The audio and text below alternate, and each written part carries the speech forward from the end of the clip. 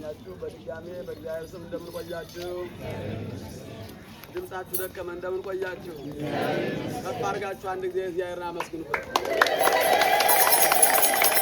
አይሰማም እስከ ፎቁ ድረስ አይሰማም ራሱ። በጣም ጥሩ ገበዞች። እንግዲህ ትናንት እነ ዲያቆን ዳዊት ሌሎችም ወንድሞች ይህንን በፀሐዩ በሙቀቱ ሰርተው ታቦተ ሕጉ እንዲከብር እናንተ እንደዚህ ዙሪያውን ከባችሁ እንድናከብር ያደረጉን እነሱን ከፍ አድርጋችሁ አመስግኗቸዋል። የሰራ ሰው ሲመሰገን ጥሩ ነው። ላባቸው ጠብ ጠብ እያለ ትናንት ሙቀቱም እንደምታውቁት ነው። ዛሬ እግዚአብሔር ትንሽ በረድ አድርጎልን ነው እንጂ ትናንት ነው ከፍተኛ ነበር እና ብታመሰግኗቸው በኔ በኩል ደስ ይለኛል። መልካም እንግዲህ በኢትዮጵያ ኦርቶዶክስ ተዋሕዶ ቤተክርስቲያን በዚህ በዘመነ ጥር የአስተርእዮ ማርያምም ዛሬ ስብረተ ሐጽሙም ታቦቱ ይወርዳል። የኛ ሀገር ኢትዮጵያ ቤተክርስቲያን የብሉይ ኪዳንን የአዲስ ኪዳንን ሕግ የምታራምድ ናት። እንግዲህ ታቦት በብሉይ ኪዳን የነበረ በአዲስ ኪዳንም ያለ መሰዊያው ከታቦቱ ላይ ቃሉ ያለበት የምንሰግደው የምናከብረው እንዲህ አድርገን የምንወጣው የእግዚአብሔርን ቃል ነው። ክርስቲያኖች ከታቦቱ ላይ ያለው የእግዚአብሔር ቃል ነው። ቃሉም ደግሞ ራሱ ኢየሱስ ክርስቶስ ከመለስሙ ለኢየሱስ ክርስቶስ ይሰግድ ኩሉ ብርክ ዘውስተ ሰማይ፣ በሰማይ ያሉ መላእክት በምድር ያሉ ደቂቀ አዳም የሚሰግዱለት የሚዘምሩለት የእሱ ቃል ነው ያለበትና ይህንን እንድንባረክ የረዳን አምላክ ክብር ምስጋና ይግባው። እግዚአብሔርን አመስግኑ፣ እግዚአብሔርን አመስግኑ። እንደዚህ እንግዲህ ነጭ ለብሳችሁ እንደዚህ አምሮባችሁ ይህንን ያመጣ ነው ከሀገራችን ነው አይደል? ያመጣ ነው። ከየት ነው ያመጣችሁ? አቤት! ሌላ ቦታ እንደዚህ አይነት የለም አይደለም? ሀገራችን ይሄ በረከት አላት።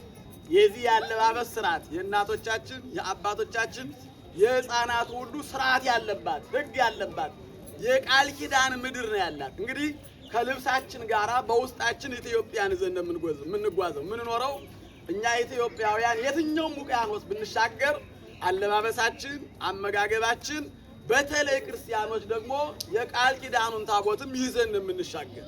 እነዚያ እስራኤል ኤርትራን ሲሻገሩ ዮርዳኖስን ሲሻገሩ ምድረ ርስት ሲገቡ ሁሉ ታቦቱን ይዘው ነው የሚሻገሩት። ታቦቱን የያዘ ሰው ደግሞ በረከት አለው፣ ጤና አለው፣ ፈውስ አለው፣ ረድኤት አለው። አሁን በዚህ በታቦቱ ፊት ቀርባችሁ የተባረካችሁ ለዛሬ ዓመት የሚያደርስ በረከት ረድኤት ወስዳችኋል። እንኳን ደስ አላችሁ ክርስቲያኖች፣ እግዚአብሔርን አመስግኑ። አክሊሎሙ አንተ ለሰማዕት፣ የሰማዕታት አክሊል ነህ። ወአስተርአየ ገሃደ ከመሰብ፣ ሰው እንደመሆኑ ተገለጠ። ይሄ ዘመን አስተርእዮ የመገለጥ ዘመን ስለሆነ ታቦቱም ይገለጣል፣ ቃሉ ይገለጣል። በዝማሬ እናሸበርቃለን፣ ባለባበስ እናጌጣለን። ሰማዕታቱ አንገታቸውን ነው የሰጡ፣ አካላቸውን ነው የሰጡ።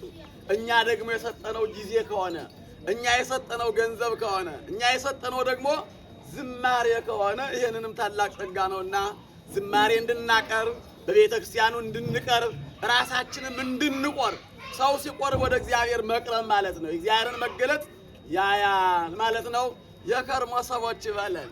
እንግዲህ ስለት ተስላችኋል። ቅድም አባታችን እንደነገሩን ወደ አዲሱ ቤተ መቅደስ እንገባለን።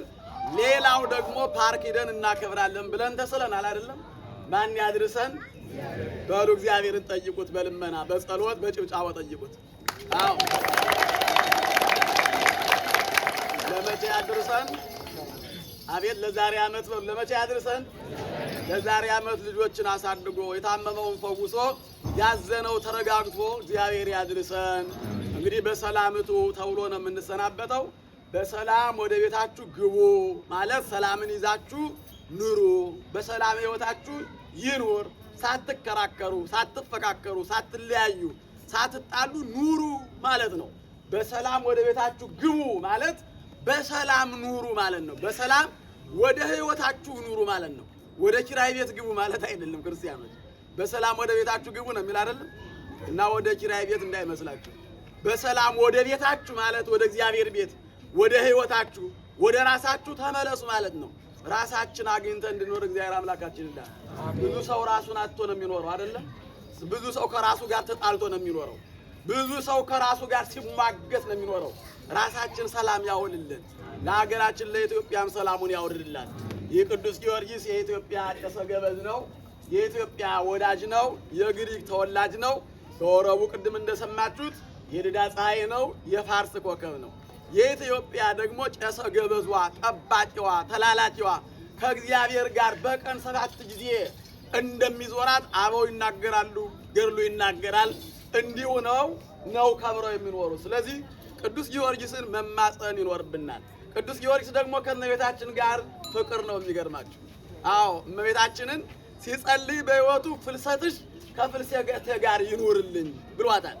ሞትሽንም ከሞቴ ጋር አድርጊልኝ፣ መታሰቢያሽን ከመታሰቢያ ያድርግልኝ ብሎ ሲማፀን ሲለምን ኑሯል። ዛሬም በቤተ ክርስቲያን የቅዱስ ጊዮርጊስ ስዕሉ ከድንግል ማርያም ጋር ይሳላል። ነሐሴ 16 ቀን የእመቤታችን ፍልሰታን አክብረን ነሐሴ 17 ቀን የቅዱስ ጊዮርጊስ ፍልሰታ አጽሙ ይከበራል። ስለዚህ እመቤታችን የሚወድ የሚያከብር ነው ማለት ነው።